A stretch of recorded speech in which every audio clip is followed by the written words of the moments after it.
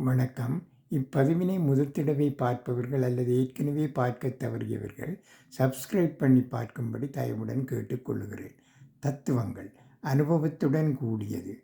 சிறியவர்களிடம் வேடிக்கை வேண்டாம், பின்னடியில் அவர்களால் அசிங்கப்படுவாய்.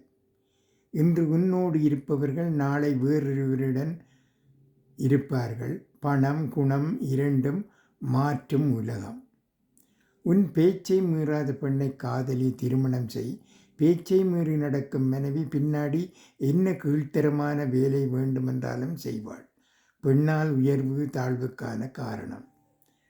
இன்று உனக்காக பொய் பேசும் பெண் பின்பு மற்றவர்களுக்காக உன்னிடமே பொய் பேசுவாள். கண்டிப்பாக நடக்கும். நல்ல எண்ணத்தோடு நல்லது செய்தால் கடவுள் மட்டும் உன்னோடு இருப்பார். எந்த கஷ்டத்திலும் கொஞ்ச கால அவகாசம் வேண்டும் உணர. நன்றி, வணக்கம்.